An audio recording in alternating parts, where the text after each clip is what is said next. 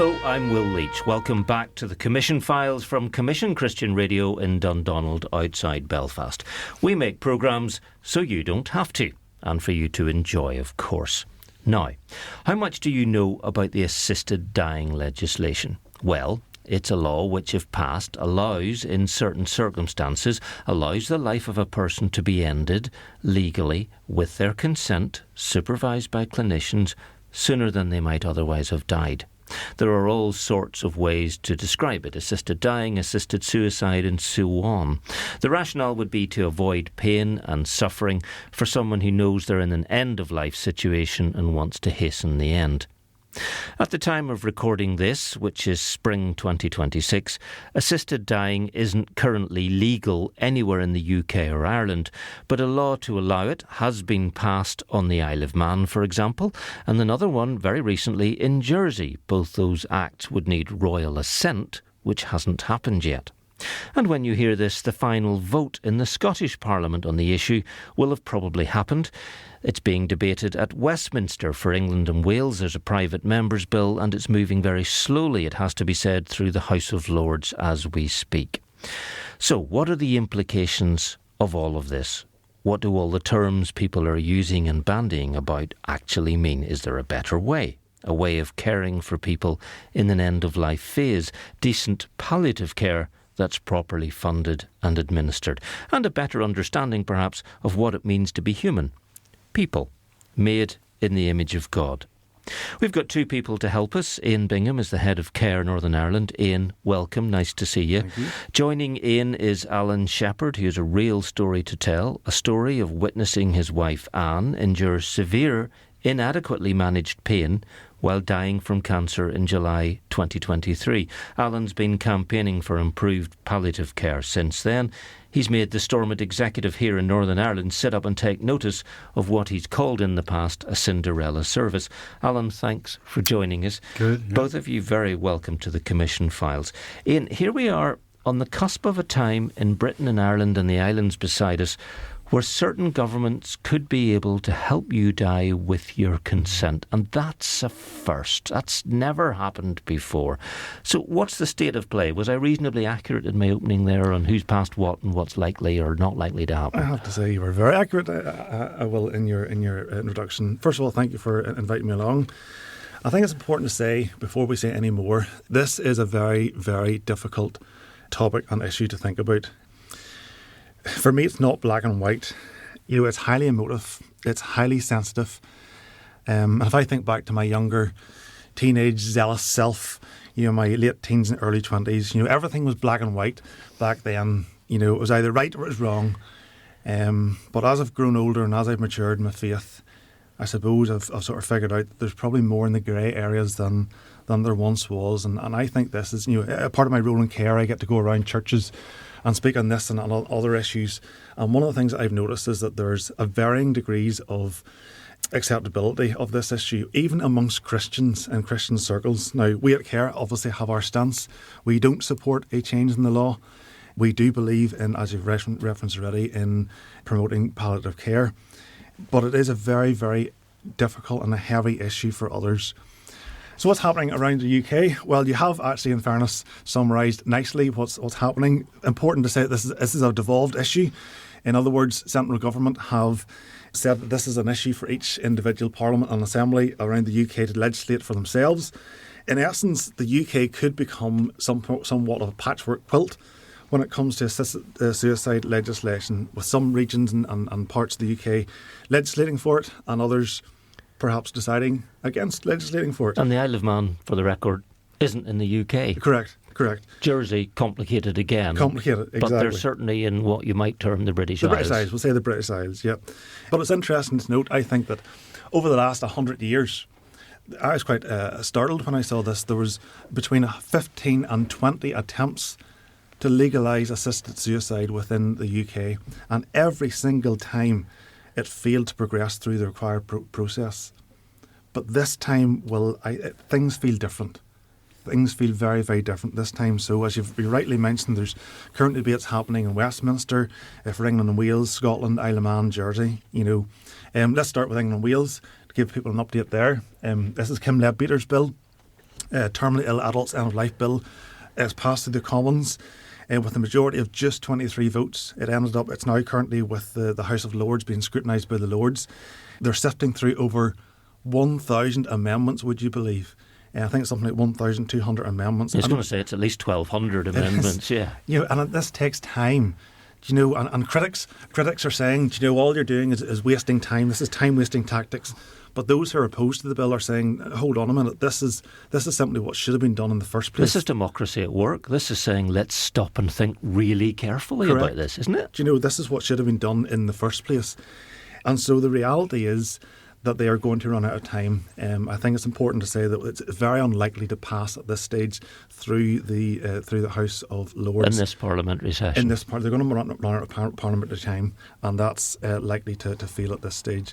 As you rightly mentioned, Scotland have voted, taken a final stage vote in their particular jurisdiction, and of course Isle of Man and Jersey, as you've said, are getting royal assent on their particular pieces of legislation.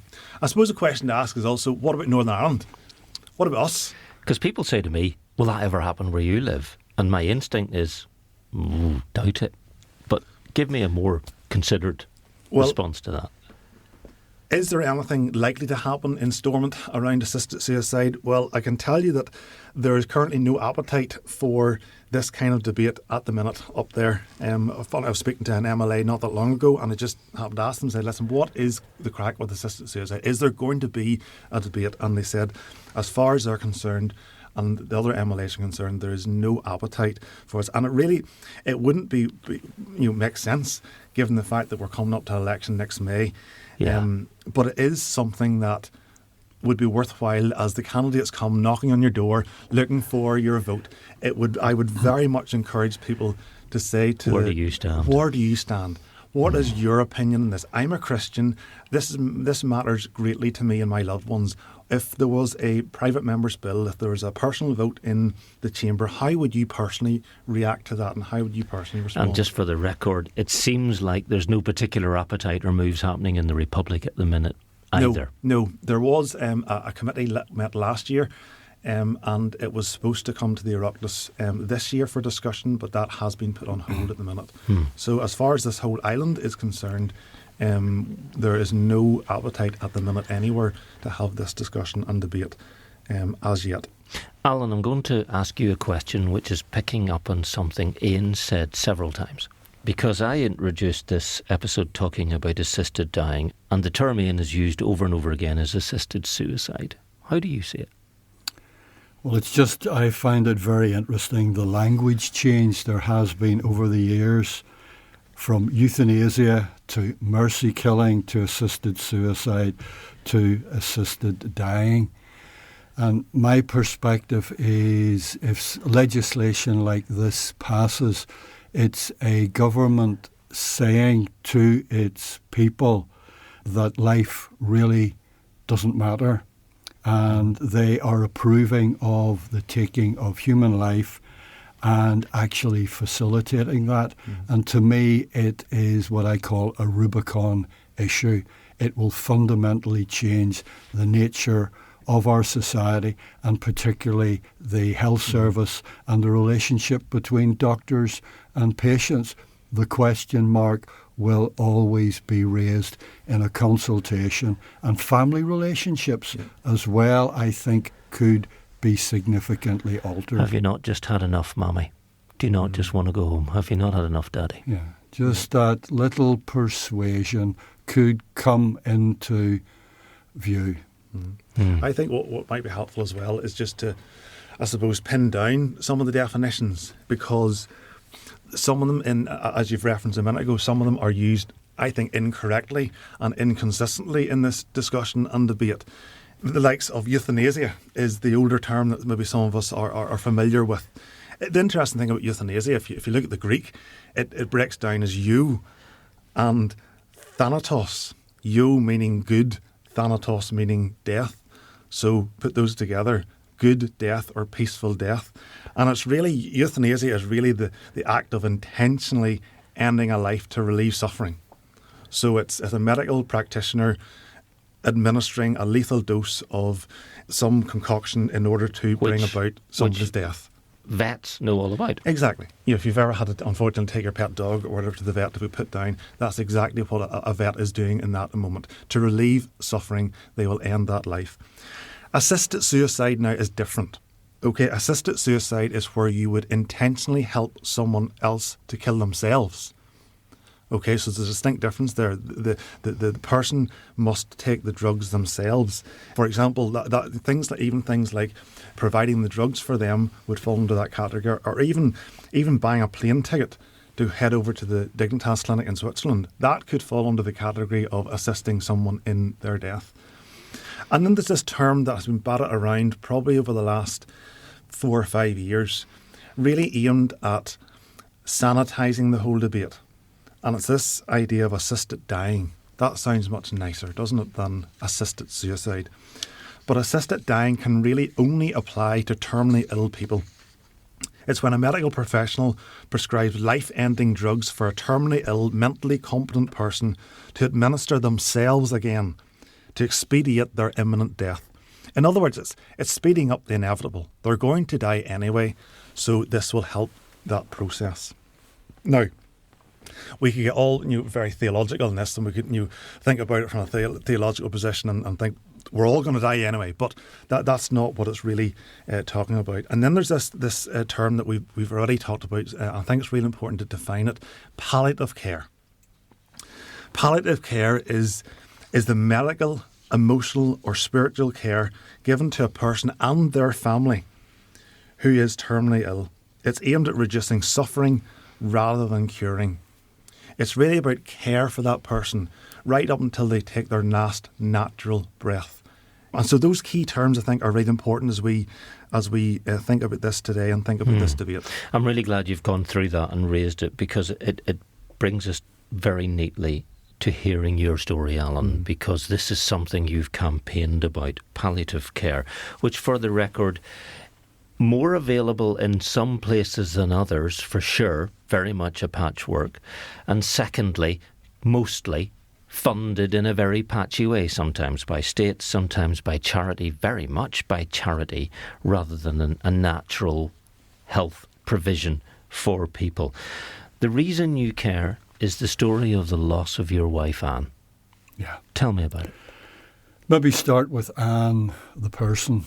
So Anne was an occupational therapist by profession, worked in the health service for her career with elderly folk in the community, with kids with physical disabilities at Fleming Fulton and also in Ballymena. She was a person of faith, strong faith, a powerful prayer, prophetic. She was a volunteer with a thing called active listening. She was involved in healing on the streets and also in co-leading a thing called Grief Share. And 2010, Anne was diagnosed with something called chronic lymphocytic leukemia. Affected her energy levels, very carefully monitored by her haematology, but thankfully never needed any treatment for that leukemia. But during COVID, we had to shield very carefully. Nobody came over our doorstep for 6 months. And the one place Anne knew that she did not want to go was hospital. But in July 2020, she discovered a breast lump.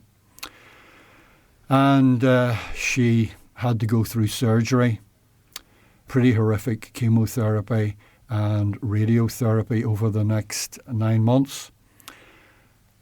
And I think, given that I couldn't attend with her any time because of just the regulations, the bravery of her to go through that all on her own was quite extraordinary. In my experience, I didn't really pick up the stage that her cancer was with.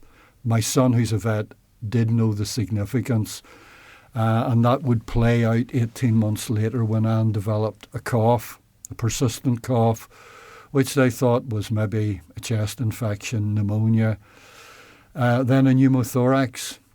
but a CT scan in February 2023 at Antrim Hospital. We were called into a side room by the consultant and were told your lungs are clear, but there's a mass on your liver. And really fast forward the next 4 or 5 months, really rapid deterioration of Anne, several emergency hospital admissions, and sadly, Anne passed away on the evening of the 18th of July 2023. And there are lots of positive issues that I'm willing to explore with you. And there are other issues which we have already fed back to the trust and to government in terms of how things must improve. And I love that you started talking about your wife, about the person she was and what she did, because there was a time when you first saw her and thought, what a beautiful girl. I'd like to get to know her better, and I think people are very bad at remembering those things when we get on in life. When she was ill, in the last weeks and months, whenever, the conversations you had, she knew that her life here was coming to an end. What were the things she was saying? Did she say, I wish it was over? Did she say, I wish I could die? No. One of the issues that we came across was poor communication within the hospital. And I'm not being critical of people, because we saw the real pressure that staff in the hospital are in. But when we thought things were happening, like referral to Northern Ireland Hospice, they hadn't. The doctors had changed their mind. We weren't told. We were sitting for a month before I went, this is not right. So I actually personally went to see my GP, and they referred that day. When we then got a hospital or hospice specialist nurse coming to us, what a change that made. She physically examined, and she saw, you've an infection here. Oh, you're having night sweats. She was able to give us practical solutions. But it was not just sort of, this is the treatment for. She was able to support us. She was asking us, have you a faith? What do you believe? And she supported us in that. She told us what was likely to happen and the symptoms of that and what we could do. So when I think you are forewarned, forearmed, knowing what's going to happen, you are more able to cope and support your loved one, because she told us how we could support our loved one. And in those last few months, and those last few months were so precious to us. We had beautiful conversations. We had lovely memories. We had folk who had studied with Anne. She studied OT in Edinburgh, who came over from Great Britain to meet her. They were able to say their goodbyes. They were able to laugh with each other. And I have to say, I cherished those memories. We, in those last few days, were able to hold Anne's hand. My son, she held on. My son and family were in Greece on holidays. She held on so that he was able to come home. And we were all around her bed, telling her how much we loved her. And she was able to respond by just grasping our hand. So that was beautiful. And the support we got from community nursing in the Northern Trust was incredible. They were coming in every day. They were giving Anne injections. She had clots in her legs. They were able to, when she wasn't able to get to the toilet, they were able to provide solutions to that, to move her about the bed, a glide sheet, to prevent bed sores, a top-up mattress. And in the last few weeks, they said to us, Alan, if you are concerned ring us. There is no such thing as a false alarm. They gave us not the trust phone number, they gave us their personal mobile number. And in the last couple of days, they were out 4 and 5 times. And just the last thing, which I think said so much about care and treatment, in the last hours of Anne's life, and we knew it was coming to an end, her breathing was getting, more irregular, her hands and her legs were getting cold, and we rang the trust 5 to 5. They clock off at 5 o'clock. The phone call was taken. We were told somebody will be out with you. At 6 p.m, the sister, Karen, came out and she gave Anne the final infusions into her syringe driver. Now, Anne was teetotal, and Karen just said that what I have given her, I think it's midazolam, is the equivalent of 3 bottles of the finest red wine. She will feel no pain. And she said, you may hear groaning. That isn't pain. That is just the air going through her vocal cords. And so, we had those last few hours with her. Karen had lost her mum earlier that year to aggressive breast cancer. So there is someone coming to us to help us. Someone who understood. Who knew what it was all about. So that was, we were supported, and, we had those last few months together, and we talked about things, memories, faith. I know where Anne is, and I know I will see her again, and that's what's, to me, is all important. I'm going to play devil's advocate for a moment, because there's so many people saying things like this.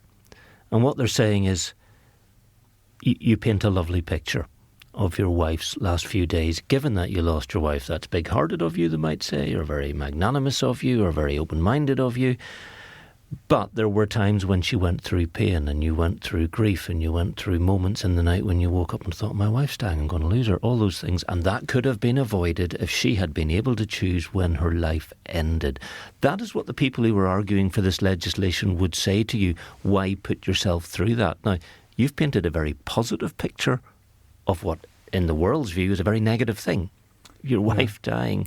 So when you hear those arguments, what do they awaken in you? I think it is, and I've looked to some extent at what has happened across the world, and I'm told that this bill that's gone through the Commons now in the House of Lords has all these safeguards in it.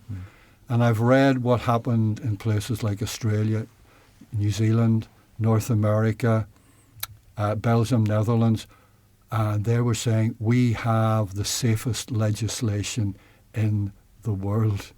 And yet I have seen what has happened in those countries, that what was very tightly controlled has been so greatly expanded now that they're talking in some places about children being able to be assisted in dying, about people with anorexia. And so that's why I say it is a Rubicon issue for me. My beliefs are that I do not have the right to take my own life. In a personal capacity, professionally, I helped doctors and nurses be trained in suicide prevention. I was involved locally also in the aftermath of the Harold Shipman situation of introducing strict controls on controlled drugs. And I just feel that you cannot put in place safeguards for such legislation. They get eroded. They get eroded over time, or they are not even implemented. So we see in Belgium and Netherlands people who have said no being assisted dying. Wow. People with mental health conditions, people who are just deaf and blind because their life is regarded as having no value. No value. So I think it is an important issue. So that's why I got involved in writing to the Health Committee when I heard they were doing an investigation and giving evidence to the Health Committee, and being there for the launch of the report, there was an aha moment. You're listening to the Commission Files. Time for a quick break.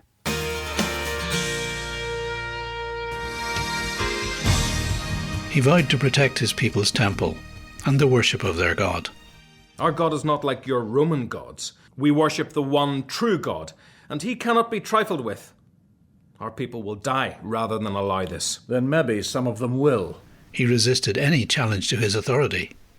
Now we come to the truth of a gentleman. I formally tear my robes in the presence of a blasphemer. You heard this man claim to be God. Why do we need further witnesses? But did he do the right thing? Who was Jesus? Could I, Joseph Caiaphas, High Priest of Israel, have condemned a man who was the Son of the one true God? Commission presents I, Caiaphas. You can hear this series and many others. Just search for Commission Radio Drama wherever you get your podcasts. This is the Commission Files with Will Leach, and we're discussing assisted dying, assisted suicide legislation with Ian Bingham and Alan Shepherd. Palliative care, which was that great care that Alan has described that Anne got in her last days, weeks, months. You can't get great care everywhere in the same way, funded the same way. Just let people understand how varied it is. Well, I think I was just sitting listening, Alan, to your story, and it's such a powerful story, you know, and such a positive, if I can put it that way, a positive story to Anne's last number of weeks and months. But the reality is it's not like that for everyone, you know. And what you've just described, I was just sitting here thinking, is exactly what those who campaign for assisted dying and assisted suicide are wanting. This peaceful, calm, gentle death with your loved ones around you, to hold your hand. And what you've just proved is that is now currently possible. Can be done. Can be done. Excellent, outstanding palliative care services. But the problem is that your experience is not shared by many people simply because of the funding crisis that we have in our health service. Now, we at CARE, I should say this, that we advocate, we do not, I said at the start of this broadcast, that we do not stand for a change in the law. We advocate for excellent palliative care. And we feel that is the answer and the solution to this issue. In fact, we would love to see the UK become a world-leading nation in terms of palliative care. Imagine if the UK became the envy of the world, when the world would look on and they would look at us and see the way you care for your elderly, the way you care for your dying. We want that in our country. But of course, the difficulty in all of this is money, is finance. It's expensive to keep people alive, especially if they are on cancer drugs or drugs for leukemia. These drugs are very, very expensive. I'm sure you're well aware, Alan. But we would like to see this as a priority for the government. But here's the reality of the situation, and something that certainly was not mentioned explicitly in the Commons or any of the other chambers of the Parliaments. The raw facts are the health service and NHS is in crisis. There's a huge funding gap and a huge deficit. Simply put, there's not enough money to go round, and something has to give. And the very sad reality and the fact is that those who have terminal illnesses cost money. And so this kind of legislation would go some way to help solve that problem. Now, that sounds really harsh. I understand that sounds really harsh. But make no mistake about it, as well as an ethical and a moral debate, this is a debate around economy and money. In fact, just to give you an example of that, the Westminster Bill had to have, as any bill does, an impact assessment report, right? Basically a report which outlines the financial implications and analysis, costs and savings involved with the bill. It found that the NHS, now listen to this, the NHS could save between £1 million and £10 million every year within a decade of reducing those end-of-life care costs. So this is a cost-saving exercise. But here's the thing. The bill itself, the same impact report said this, the bill itself would cost a staggering £14 million per year in staffing costs and review panels and so on. So in the first 10 years of that bill, that would cost the taxpayer £140 million. Now, can you imagine if we took that £140 million that it will cost to implement this assisted suicide bill and we invested that into our palliative care services for the next 10 years? We would certainly be on the way to becoming a world-class palliative care nation. Now, I need to say also at this point, we have an excellent palliative care service. There's some wonderful providers out there, the likes of Macmillan, the likes of Marie Curie, Hospice UK, Northern Ireland Hospice, but they are desperately crying out for money. And yes, so that money comes from charity in so many cases. Correct. It comes from cake sales, it comes from people doing sponsored walks. Alan? Yeah, this was the aha moment up at Stormont when a representative of the hospice movement in the Irish Republic got up to speak. The audience was people from the hospice movement across the UK and some of our MLAs. And what they said in their first sentence was, in the Irish Republic, we now have 100% funding from the government for core hospice services. Any legacies, any fundraising that we do is for capital projects or for new services.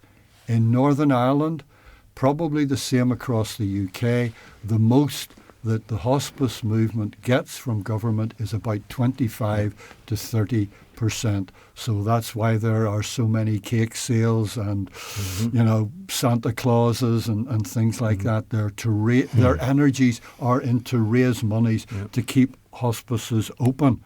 And we have hospices where beds are having to be mothballed in Northern Ireland because there isn't enough money being given either by charity or by government. So one of the things in the Health Committee's report is an immediate move to 50% funding of hospices and palliative care, with the prospect over the next 5 years of moving to 100%.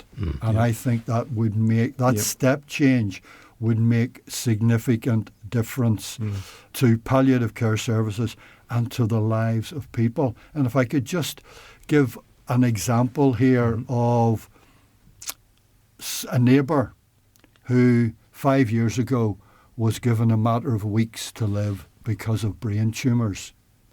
I was talking to her and her husband yesterday afternoon as she was taking her dog out for a walk.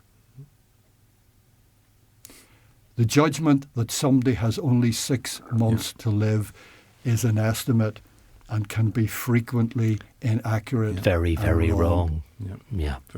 I'm going to back up a bit, because you've mentioned it a couple of times, and I said it at the start, felt so strongly about this that you were in a position to give evidence to a committee at Stormont, a health committee, that was very struck by what you said. And you've mentioned there was a report which was very positive in saying, yes, we should fund palliative care properly. And it could end up that Stormont decides this is a thing to do if it can find the money for it, when many other parts of the UK, as you mentioned, Ian, have gone the other way with assisted dying, assisted suicide legislation. I need to raise one thing about your story and Anne's story, Alan. And if people want to look this up, they can Google Alan Shepherd, Anne Shepherd, BBC, and a report by my former colleague Mary-Louise Connolly, because it was written up a lot in 2025. There were times for you in the health service, you both, Alan, where it didn't work. And there is a bit that was focused on in that report about when Anne went without pain relief for a long time because of presumably miscommunications, mix-ups, all the rest of it. And that is something that everybody would want to avoid. Yeah. What happened, Anne had 2 emergency admissions to hospital, one with a thing called neuropathy, so severe nerve pain. And that was dealt with eventually reasonably well. The next time, we were warned about this by our hospice nurse, that Anne had an infection. I think it was called urosepsis, which can be fatal. And like everything else, it really kicked off out of hours. But our out of hours provider was very good. We got an emergency ambulance to Antrim. There were 6 ambulances waiting outside ED. We were taken straight in, and Anne was the patient they were working on. They stabilised her, and that weekend then she was transferred. It was a bank holiday weekend to a medical ward, and that Sunday afternoon my daughter and I went up to see her, and she was in pain. She was squirming about the bed, and we asked could she be given pain relief, and we were told that all they could give her was paracetamol. And my son, who is a vet, said to me if he had dealt with an animal in the same way, he would have been struck off. Why couldn't they administer pain relief? Well, I was told that there was no doctor on the ward.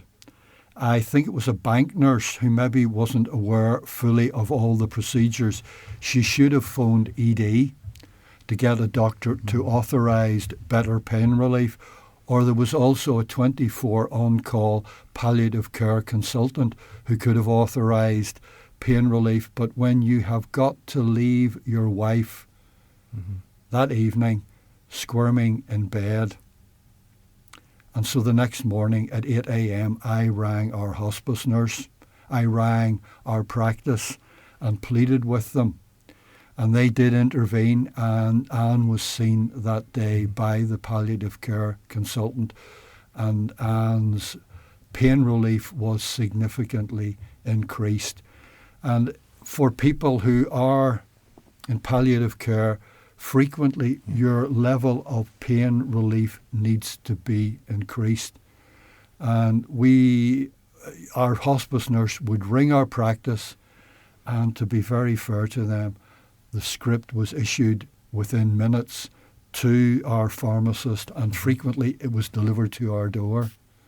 So this was about mistakes, basically, misunderstandings, miscommunications by a member of staff, rather than and system under pressure. System Bank under pressure, holiday, yeah. Not enough doctors. They're all in ED. ED is packed to the door, and they're trying to deal with patients, long waits in ED, and there's a backup then. And that's why I think if we had really good palliative care with sufficient beds for that in hospices, or even care in the community, that would actually free things up in the hospital. I will tell you one experience with us. We thought for Anne the best place would be in the Macmillan unit in Antrim Hospital for her last few days. Before the 12th of July 2023, the waiting list was 3. After the 12th of July, it had trebled. Anne was offered a bed the day before she died in the hospice. My son, who was with us, said, "Dad, Mum will never make the hospital, even in an emergency ambulance." So he said that. The hospice nurse came out. She put her head round the door and she said, "You have made the right decision." So Anne's last 36 hours were at home in bed, with the nurses coming in, with the carers coming in, and with the family just around her. And we were supported by our minister, by my daughter's pastor, by just friends. I mean, our freezer was so jam-packed with food, I had to stop people.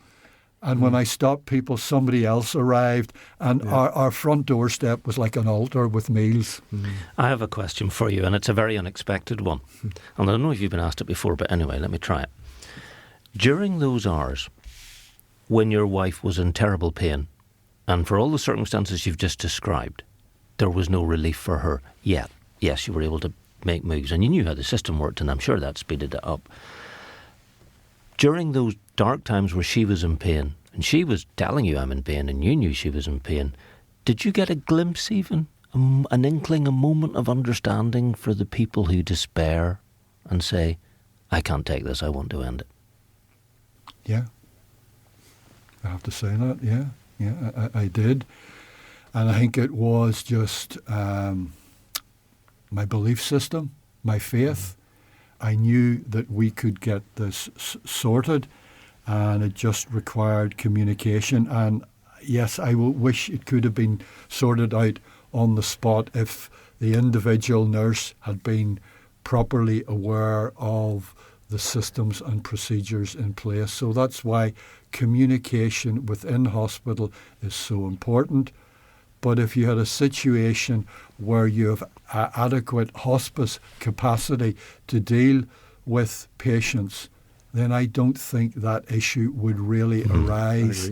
Yep. Yeah. And, look at it. A quarter of all deaths in Northern Ireland every year are to cancer patients, something like 4,500. And on top of that, you have people with life-limiting conditions who are not cancer. We need the hospice capacity in hospices or hospice at home to be able to deal with that.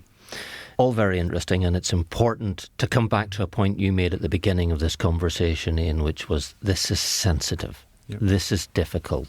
By taking a stance or having a view, negating other people's views is never helpful, which is why I felt it important to get Alan to explain, there was a moment he could see why people make the arguments they make. He gave evidence to the Health Committee. They issued that report. I've mentioned it. It was very positive. It said in Northern Ireland we need to be moving towards providing all the funding we can. And that may or may not have been influenced very heavily by your wonderfully described aha moment when they realised just across the border, streets ahead of us here in Northern Ireland, that they've worked that out. How do we make that happen? How do we assist that, Ian? How do we pray for it? How do we lobby for it? Who do we speak to? What do we support? What do we encourage if we think this is a better, far more human way? We need to get to our politicians, first and foremost. We need to have the conversations up in Stormont. And if I mentioned earlier on that unfortunately there doesn't appear to be a massive appetite for this debate up there currently. I think the best thing that anyone can do, and any Christian listening to this, is to pray.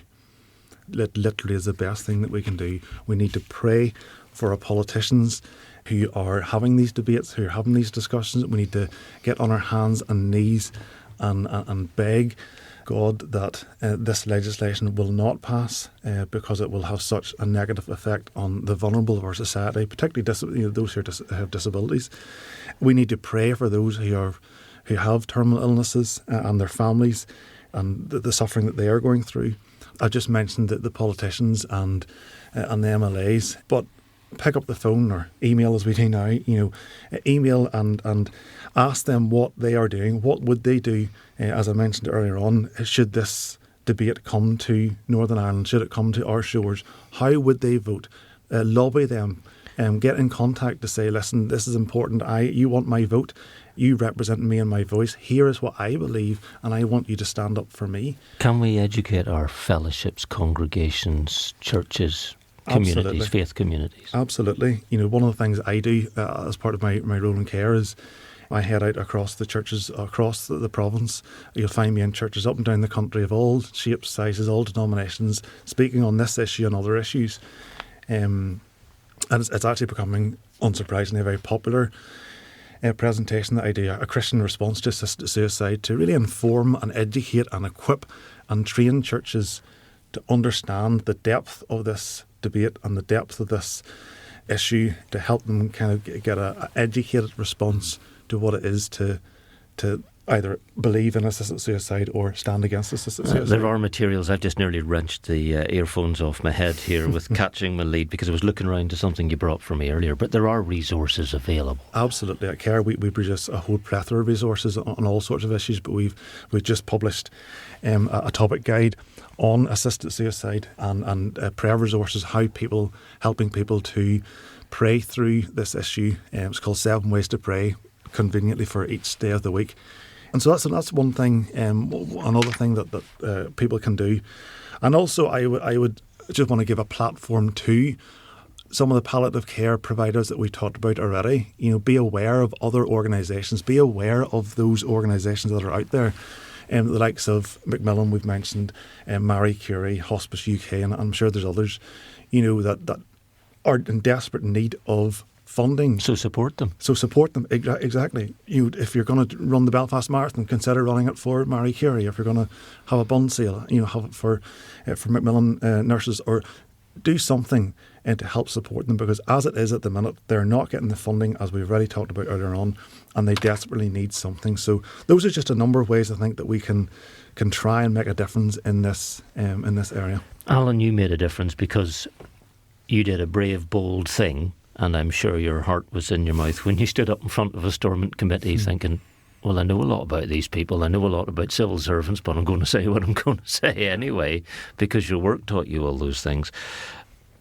Do people understand that a difference could be made, that there is a better way, or are we still at the stage of educating even that basic thing, never mind funding it? Yeah, standing up before the health committee was and take a breath. You can Google it. You can listen to Alan doing this, by the way. It's there, and I did. So, yeah, you did very well, by the way. Particularly when the first two people to speak just felt overwhelmed. Two ladies couldn't, so I was up.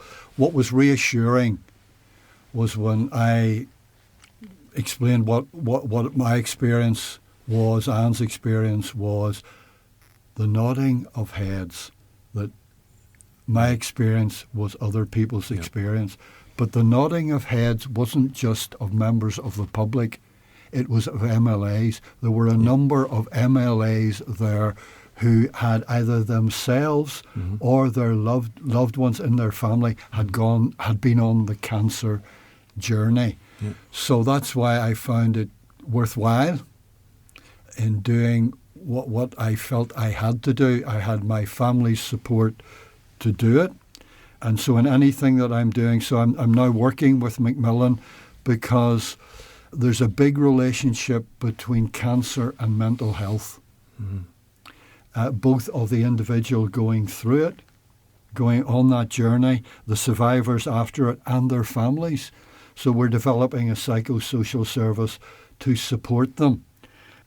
And I think the second thing that I've got involved in, some of you may have heard about it, it's a thing called the Bereavement Journey, a place to talk by a group called At a Loss. And so I'm part of a group that's gone through the training in our church, and we're going to open this up not only to people in our congregation, but actually wider within Ballymena, because, obviously cancer death is only one form of grief. You've, child loss, you've even grief through divorce. Yeah. But helping people on their journey by being able to talk about it, share their experiences, and maybe be helped to move along so that I don't think the grief shrinks. I think life grows round the grief and enables you to cope much better. And I personally, by doing those things, have felt, sharing Anne's story, stronger, and felt here's maybe a little bit of legacy that maybe will change it for other people. My fear is if such legislation were ever to pass in Northern Ireland, it will be expanded over the years. What will happen to our hospices? I'm told in Holland and Belgium there's practically no hospice movement. And what will then happen to diseases now which kill, which if there was adequate research could be solved? What will happen to that if the easy solution is here's a tablet? Don't spend the money. finish it all off. Yeah. I should mention there is another resource available. There is a 4-part series on this whole issue, and it is worth a listen. I did work on it, and I know what it's worth. It's part of the Graciously Confident podcast that the Presbyterian Church in Ireland produced and funded. So if you look on the Presbyterian Church in Ireland website, Graciously Confident podcast, you'll see the very first 4 episodes are all about this particular issue. And as it happens, a lot of it was recorded in this studio. So there. I'm going to bring this back to our faith and to God and to the fact that we are made in His image. This is a difficult, distressing, disturbing, and we've all three of us agreed, nuanced issue. But when it comes down to it, from my point of view as a believing Christian, it's ending life by our action just doesn't feel right. Feels wrong. Yeah, I'm glad you started with that reference in that verse in Genesis 1, because that at care is one of our key verses. God created human beings in His own image. In the image of God, He created them, male and female. He created them, and so, from our stance, no matter if someone has a terminal illness, a disability, no matter what it is, we are all created in His image. We have His fingerprints all over us, and we are His craftsmanship.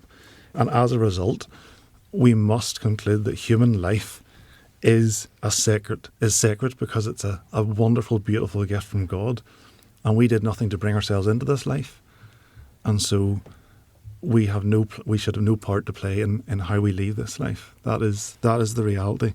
And sometimes we all can testify. Alan has certainly shared a story, but I'm sure you and I have stories to tell as well, that in our lives that things that have happened that we just cannot figure out. We cannot understand in our heads why God would allow that to happen in that way.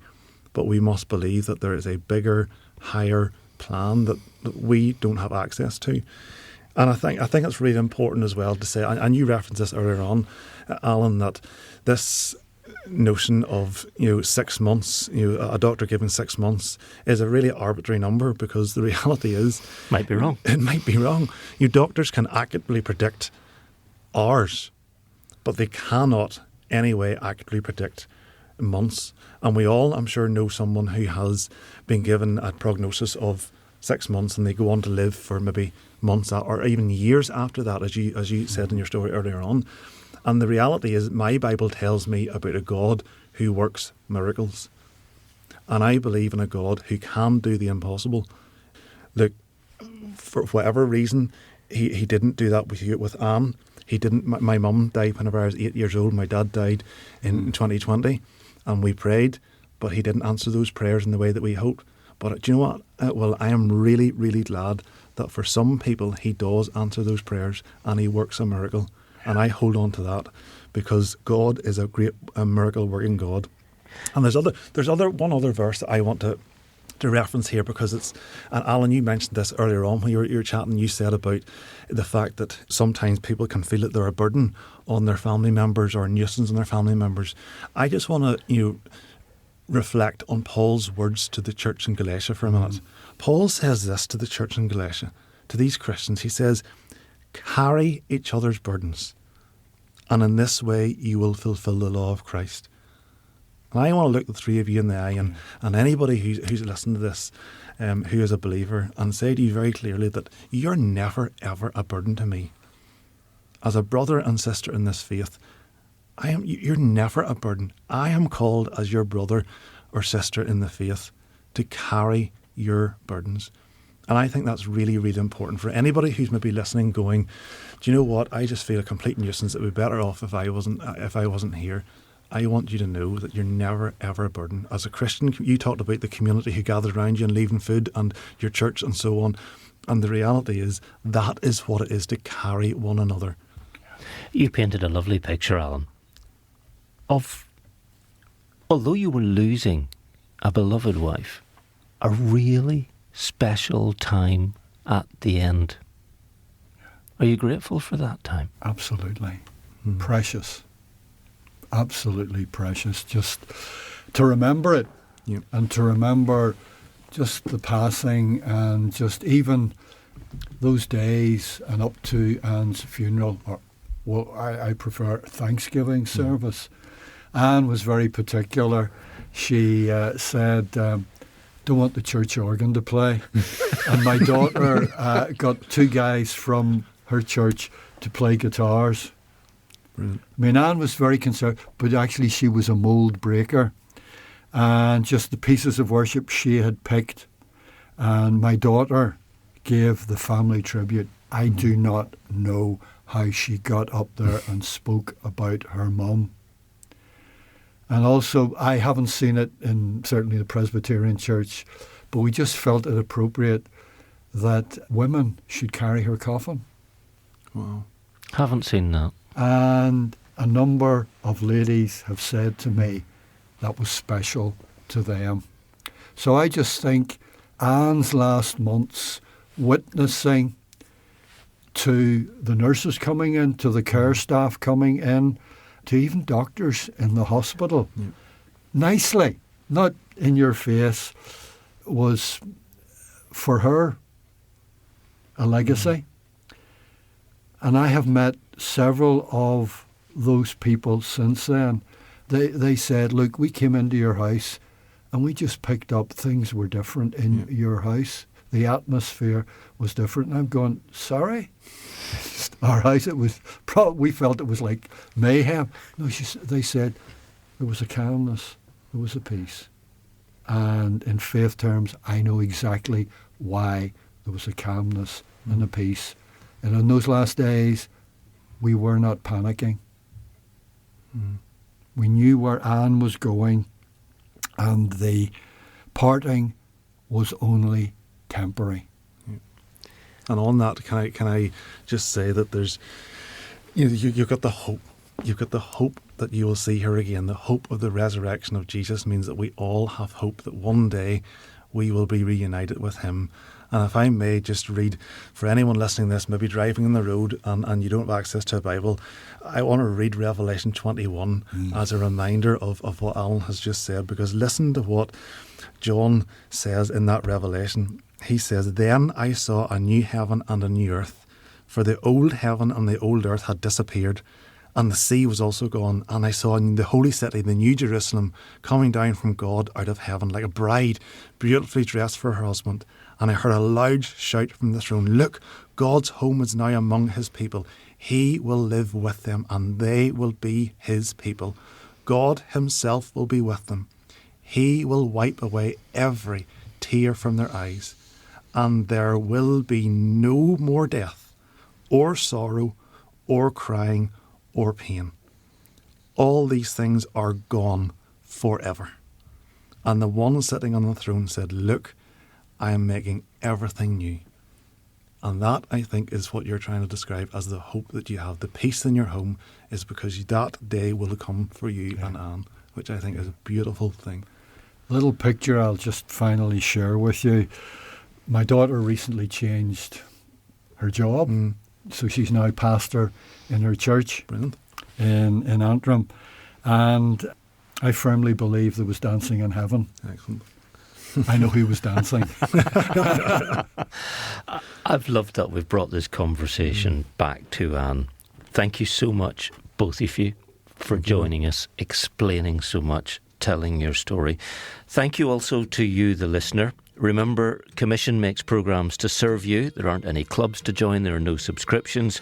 All we ask is that you tell your friends about what we do here. If you'd like to learn about making radio programmes or how to support us in our work so we can keep going, try commissionradio.org. There's links there to YouTube, Instagram, Facebook, LinkedIn, all that stuff. And I will be back very soon. Until then, bye-bye.